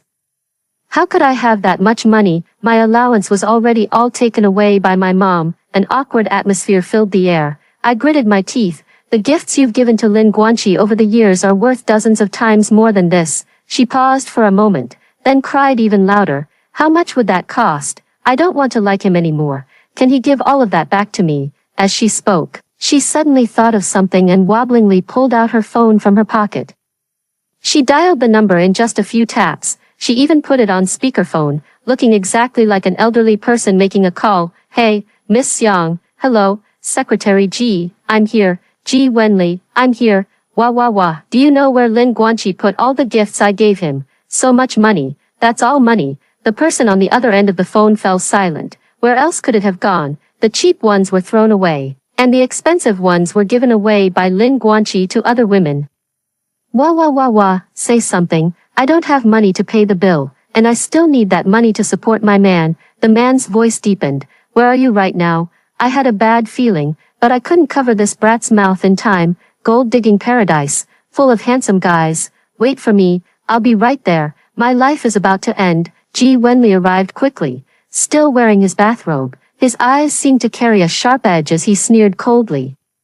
Is this what Miss Li meant by keeping her away from Lin Guanqi? I was truly at a disadvantage in this situation. After all, it's about making her stop liking the male lead, not about making her fall for someone else. Ji Wenli finished paying, took Xiang Juanru from my arms, and turned to leave. I faintly overheard their conversation. Ji Wenli, did Lin Guanqi hide my things and refuse to give them back to me? I'll help you steal it. What if you can't steal it? I'll compensate you.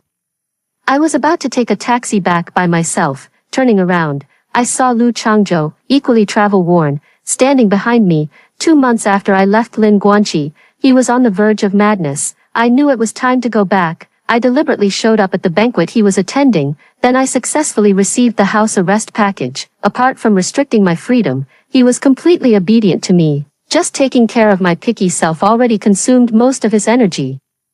If a person's eyes are filled with nothing but love and romance, their brain will surely rust. He sometimes didn't even glance at the documents Ji Wenli handed him before signing them. I was lying on the sofa watching Hong Kong movies from the last century, hinting, whether intentionally or not, that I liked men like the stock god. He took it to heart, so he went to the stock market to short sell and hedge. Under Lu Changzhou's manipulation, he started off with steady wins. After he got addicted, he became increasingly confident in himself and made larger and larger stock investments. In the end, he lost most of the company's cash. At this time, previously invested projects encountered issues one after another, leading to a gap in the capital chain. Subsequently, the Lin family's bid failed. The scandal of the Lin group was deliberately leaked to the media. Stock prices fell, and market value declined. Under the pressure from the Xiang family, no one dared to lend money to the Lin family. By the time he realized what was happening, the Lin group was on the brink of bankruptcy. Beyond saving, the Lin family, along with its dependents, collapsed overnight. After the investigation, some were imprisoned, and others took their own lives. Lin Guanqi's brain has grown back. He fled. He knows full well that all of this is connected to me, but it hasn't fully grown back. He somehow got hold of a photo of me hugging Lu Changzhou. He was laughing like a madman. He asked me if I still loved Lu Changzhou. Before I could answer, he knelt down with a thud to apologize, saying he shouldn't have raped me, slapping himself in the face. He swore he would never do it again. But I knew very well, his kneeling wasn't an apology, it was coercion. Even though he swore again and again, men love to make vows the most, and their promises are no different from a dog's bark. The dignity he's throwing away now, he'll come back to reclaim from me twofold later. I said, we could have had a beautiful beginning, but you ruined it. I'm deliberately provoking him. Sure enough, the plot from the book unfolded. I was drugged, bound to a chair with my limbs weak and powerless. Outside the door was a group of burly men. Lin Guanqi told me to beg him. If I beg you, will you let me go? I'll think about it. Don't even think about it. I won't let you go. I smiled as I snapped the hemp rope and stood up from the chair. Sorry, I took the antidote in advance. I was just waiting for you to say that. After all, what goes around comes around. The evil you do, you must bear yourself. The door was opened from the outside, and Xiang Juanru rushed in with others. He had someone hold down Lin Guanqi while he kept slapping him. Dare to drug my sister. I'll beat you to death, you little punk. It's a good thing I woke up early, otherwise my kid wouldn't be able to take the civil service exam in the future. After he was injected with the same drug, I threw him into the room that Li Shutong had once experienced. Then, over a dozen burly men walked in. I'm out. Closing the door, enjoy your feast. The world's male lead sure is tough. He didn't even die. I handed over the collected evidence, along with the voice recorder, to the police. In the end, Lin Guanqi was sentenced to life imprisonment for intentional homicide, rape, tax evasion, and other crimes. On the day he was taken away, the police officer who came was a young girl. It had been a long time since we last met, and she had already become a full-time officer. Across the distance of a car, she smiled, and I smiled too. See, we both waited. Before Lin Guanqi left, she asked me, "Did you ever love me? Even for a single second, every minute and every second by your side?" I feel utterly disgusted. Not long after, news came from the prison that Lin Guanqi had committed suicide. In that moment, a violent electric current surged through my entire body. The pain was so intense that I passed out. Upon waking, I felt as if I were being crushed, unable to catch my breath. My chest felt as if it were being torn apart. System, host, the original male lead has vanished. It is recommended that you immediately select Lu Changzhou as the new male lead to proceed with the plot. Otherwise, the pain will intensify, and you will never be able to return. Is that so? I let out a low laugh, pull out the 4-needle, stumble to the top floor of the hospital, the 20th floor, step onto the edge of the balcony. Shoo. Lu Changzhou stood a few steps away, looking anxious. I looked at his features, and that sense of familiarity gradually faded away. I shook my head. I am Shoo, Bian Shuhan Shu. I have never been Li Shatong. I am simply myself. Lu Changzhou is not him either. That young man perished long ago. I refuse to admit defeat, and he is even more unwilling to concede. He once told me to keep moving forward. As long as one's bones are strong enough, they will never be broken. We can never become puppets of others. Everything should come to an end. I leaped down from the stage. Lu Changzhou, be yourself. Goodbye. The wind howls in my ears, my body plummeting rapidly. For 98 days, 3 hours, and 4 minutes in this world. Every single second has only strengthened my resolve to return. The way home has never been about compliance, but about breaking through, shatter everything that is broken and decayed. The man on the balcony struggled to rise from the ground, his fair skin covered in cracks, a trace of blood seeping from the corner of his mouth, yet the corners of his lips curled into a smile, his expression one of unrestrained arrogance. Standing at the edge, he let his hands go slack and leaned backward. You are not Li Shatong, and I am not Lu Changzhou. We cannot become puppets of others. The original male and female leads have vanished, and the protagonist's halo has been shattered. The constraints of the characters have been lifted. In this grand world, who truly is the protagonist? The author's words don't count. Only what you say matters. Everyone can be the protagonist of their own world. System 001 has violated the primary law and has been sent to the disposal zone. Everyone. Welcome home. A crisp, click, sound echoed in my ears. The absurd world order collapsed. A new order is slowly and methodically taking its place. A sudden burst of white light appeared before my eyes, as a passage to another world gradually opened. After hearing the 2 stories above, what are your thoughts? Feel free to share your opinions in the comments section. Looking forward to hearing from you. If you liked this story, don't forget to like it, share it, and subscribe to my channel. See you next time.